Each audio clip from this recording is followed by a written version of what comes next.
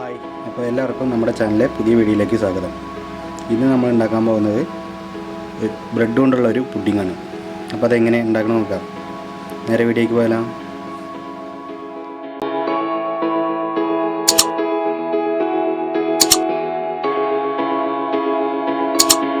Bread pudding ഉണ്ടാക്കുന്നതിനായി 8 ബ്രെഡാണ് നമ്മളെടുത്തിട്ടുള്ളത്. ഇനി ഇതൊന്ന് മിക്സിയുടെ ജാറിലിട്ടിട്ടൊന്ന് അരച്ചെടുക്കണം.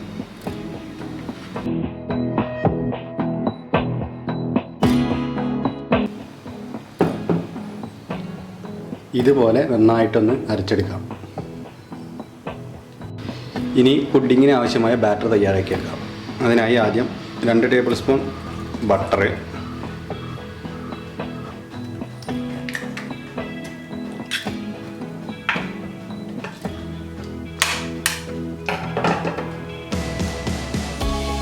കോഴിമുട്ട 2 എണ്ണം, 100 ഗ്രാം പഞ്ചസാര, 1/2 ടീസ്പൂൺ വാനില എസൻസ്, ഇതെല്ലാം ചേർത്ത് നന്നായി ഒന്ന് മിക്സ് ചെയ്യാം. 1-2 മിനിറ്റ് നന്നായി മിക്സ് ചെയ്യണം.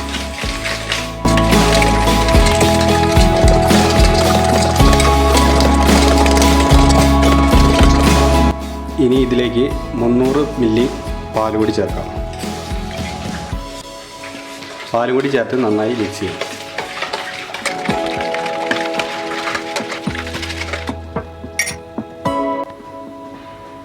ഇപ്പോൾ നന്നായി മിക്സ് ചെയ്തിട്ടുണ്ട്. ഇനി ഇതിലേക്ക് നേരത്തെ പൊടിച്ച് വെച്ച ബ്രെഡ് കൂടി ചേർക്കാം.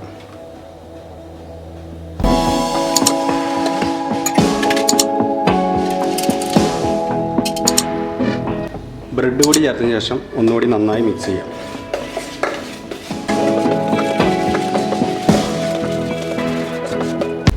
അപ്പോൾ ഏകദേശം ഇതുപോലെ ഇരിക്കുന്നുണ്ടാണ്. ഇനി പുഡിങ്ങിൻ്റെ മുകൾ ഭാഗത്ത് വരുന്ന കാരമൽ നമുക്ക് തയ്യാറാക്കിയെടുക്കാം. അതിനായി 50 ഗ്രാം പഞ്ചസാര, 2 ടേബിൾ സ്പൂൺ പച്ചവെള്ളം,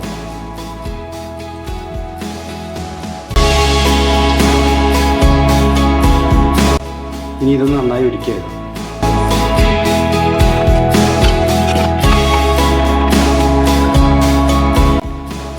അപ്പോൾ ഈ പാത്രത്തിലാണ് നമ്മൾ പുഡിങ് സെറ്റ് ചെയ്യുന്നത്. ഈ പാത്രത്തിലേക്ക് പഞ്ചസാര ലായനി ഒഴിച്ചു കൊടുത്തിട്ടുണ്ട്, കാരമൽ. ഇനി ഇതിന് മുകളിലേക്ക് നമുക്ക് ബ്രെഡ് മിക്സ് ചെയ്ത് വെച്ച ബാറ്റർ ഒഴിച്ചു കൊടുക്കാം.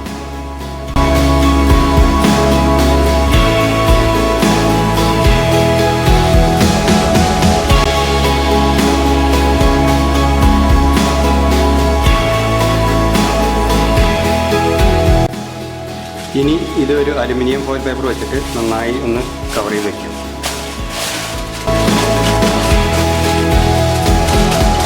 ഇപ്പോൾ ഫോയിൽ പേപ്പർ വെച്ച് നന്നായി അടച്ചിട്ടുണ്ട്. ഇനി ഇതിന് മുകളിൽ 2-3 തുളയിട്ട് കൊടുക്കാം.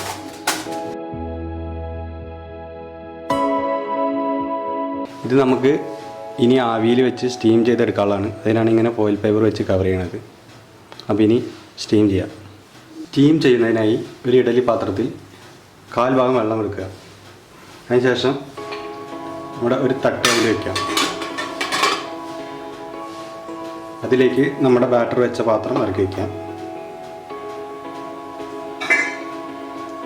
അതിനുശേഷം ഒന്ന് അടച്ചു വയ്ക്കാം. ഇങ്ങനെ ഒരു 3/4 മണിക്കൂറിലിരിക്കണം. അപ്പോഴാണ് ആ ആവി കിടന്നതെല്ലാം നന്നായി വേവുള്ളൂ. അപ്പോൾ ഇനി ഒരു 3/4 മണിക്കൂർ കഴിഞ്ഞിട്ട് നോക്കാം. ഇപ്പോൾ 3/4 മണിക്കൂറിന് ശേഷം സ്റ്റവ് ഓഫ് ചെയ്തിട്ടുണ്ട്. ഇനി ഇത് ഒന്ന് തുറന്നു നോക്കാം. നമുക്ക് വെന്തോണോ നോക്കാം.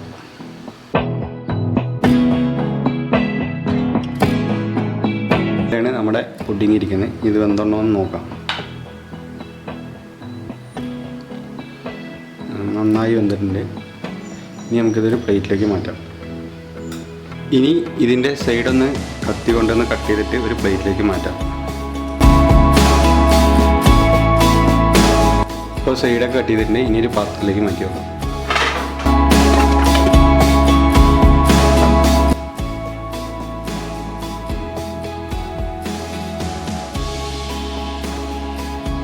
അങ്ങനെ നമ്മുടെ ബ്രെഡ് പുഡിങ് അടിപൊളിയായി വന്നിട്ടുണ്ട്. ഇനി ഇത് കുറച്ച് നേരം ഫ്രിഡ്ജിൽ വയ്ക്കാം. ചൂടോടെ കഴിക്കണമെങ്കിൽ ചൂടോടെ കഴിക്കാം, പക്ഷേ ഫ്രിഡ്ജിൽ വെച്ച് തണുത്ത് കഴിക്കുകയാണെങ്കിൽ ഒന്നുകൂടി നല്ല ടേസ്റ്റായി.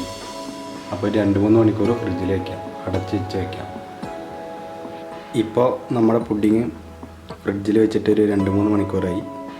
ഇനി ഇതൊന്ന് മുറിച്ച് നോക്കാം.